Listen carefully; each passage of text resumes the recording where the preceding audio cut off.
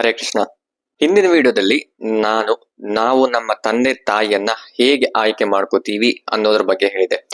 ಈ ವಿಡಿಯೋದಲ್ಲಿ ಸ್ವತಃ ಹಿರಣ್ಯಕಶಿಪು ಹಿರಣ್ಯಾಕ್ಷನ ಮಡದಿ ಮಕ್ಕಳಿಗೆ ಮತ್ತೆ ತನ್ನ ತಾಯಿಯಾದ ದಿತಿಗೆ ಕುಟುಂಬದಲ್ಲಿ ಒಬ್ಬ ವ್ಯಕ್ತಿ ಹೇಗೆ ಬರ್ತಾನೆ ಅನ್ನೋದ್ರ ಬಗ್ಗೆ ಈ ಶ್ಲೋಕದಲ್ಲಿ ವಿವರಣೆಯನ್ನ ನೀಡ್ತಾ ಹೋಗ್ತಾನೆ.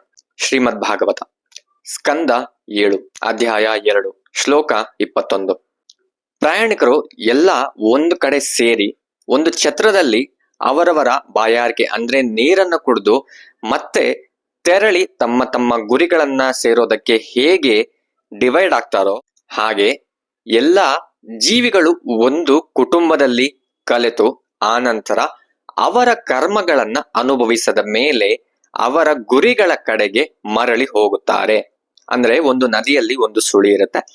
ಆ ಸುಳಿಗೆ ಆ ನದಿಯಲ್ಲಿ ಬಿದ್ದಂತಹ ಕಸ ಕಡ್ಡಿಗಳೆಲ್ಲವೂ ಒಂದು ಜಾಗದಲ್ಲಿ ಬಂದು ನಿಲ್ಲುತ್ತೆ. ಆ ಸುಳಿ ಹೋದ ನಂತರ ಅದೇ ನೀರಲ್ಲಿ ಕೊಚ್ಕೊಂಡು ಆ ಕಸ ಕಡ್ಡಿ ಎಲ್ಲ ಏನಿರುತ್ತೆ ಅವೆಲ್ಲವೂ ಬೇರ್ಪಡುತ್ತೆ. ಹಾಗೆ ಸಂಸಾರದಲ್ಲಿ ಅವರ ಕರ್ಮಗಳ ಅನುಸಾರ ಒಬ್ಬ ವ್ಯಕ್ತಿ ಒಂದು ಸಂಸಾರದಲ್ಲಿ ಬರ್ತಾನೆ. ಆ ಕರ್ಮ ಮುಗಿದಾದ ಮೇಲೆ ಆ ವ್ಯಕ್ತಿ ಮರಣ ಹೊಂದುತ್ತಾನೆ. ಅಂದ್ರೆ ಆ ದೇಹ ಮಾತ್ರ ಮರಣ ಹೊಂದುತ್ತೆ, ಆತ್ಮವಲ್ಲ.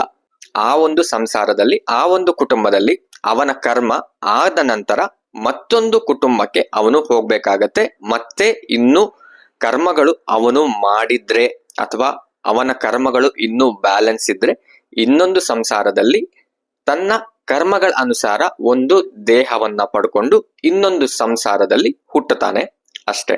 ಅಲ್ಲೂ ಕೂಡ ಅವನ ಕರ್ಮಗಳನ್ನ ಕಳೆದುಕೊಂಡು ಮತ್ತೆ ಇನ್ನೊಮ್ಮೆ ಬೇರೆ ದೇಹವನ್ನ ಪಡ್ಕೋತಾನೆ ಅಂಟಿಲ್ ಅವನು ಕರ್ಮಗಳನ್ನೆಲ್ಲ ಕಳಿಯುವ ತನಕ. ಕರ್ಮಗಳೆಲ್ಲ ಕಳಿಬೇಕು ಅಂದ್ರೆ ಭಕ್ತಿ ಸುಲಭವಾದ ಒಂದು ವಿಧಾನ ಅಥವಾ ಮಾರ್ಗ. ಭಕ್ತಿ ಮಾರ್ಗವನ್ನ ಅನುಭವಿಸಿದ್ರೆ ನಮ್ಮ ಕರ್ಮಗಳೆಲ್ಲವೂ ಬೇಗನೆ ಹೊರಟೋಗುತ್ತೆ. ಅದು ಇಷ್ಟೇ ಸಮಯದಲ್ಲಿ ಹೋಗುತ್ತೆ ಅಷ್ಟೇ ಸಮಯದಲ್ಲಿ ಹೋಗುತ್ತೆ ಅಂತ ಹೇಳಕ್ಕಾಗಲ್ಲ, ಆದ್ರೆ ತುಂಬಾನೇ ಬೇಗ ಹೋಗುತ್ತೆ. ಭಗವಂತನ ನಾಮಸ್ಮರಣೆಯಿಂದ ಅಜಾಮಿಳ ಹೇಗೆ ತನ್ನ ಹಿಂದಿನ 1,00,000 ಜನ್ಮಗಳ ಪಾಪಗಳನ್ನ ಕಳ್ಕೊಂಡು ಹಾಗೆ ನಾವು ಕೂಡ ಹರಿನಾಮ ಸ್ಮರಣೆಯಿಂದ ನಮ್ಮ ಎಷ್ಟೋ ಜನ್ಮಗಳ ಕರ್ಮಗಳನ್ನ ನಾವು ಕೊನೆಗೊಳಿಸ್ಕೋಬಹುದು. ನಾವು ಕೂಡ ಕರ್ಮಗಳನ್ನ ಕಳ್ಕೊಂಡ ನಂತರ ಭಗವಂತನ ಶಾಶ್ವತ ಧಾಮಕ್ಕೆ ಹೋಗುವಂತಹ ಅವಕಾಶ ಈ ಭಕ್ತಿ ಮಾರ್ಗ ನಮಗೆ ಕಲಿಸ್ಕೊಡುತ್ತೆ. ಅದಕ್ಕೆ ಹರಿನಾಮ ಸ್ಮರಣೆಯನ್ನ ನಿತ್ಯವೂ ಮಾಡಿ. ಹರಿನಾಮ ಜಪವನ್ನ ದಿನಕ್ಕೆ ಇಷ್ಟು ಬಾರಿ ಮಾಡ್ತೀನಿ ಅಂತ ನೀವೇ ಸಂಕಲ್ಪ ಮಾಡಿಕೊಂಡು ಜಪವನ್ನ ಆ ದಿನ ಅಷ್ಟು ಬಾರಿ ಮಾಡಿ ಮುಗಿಸಿ. ಹರೇ ಕೃಷ್ಣ.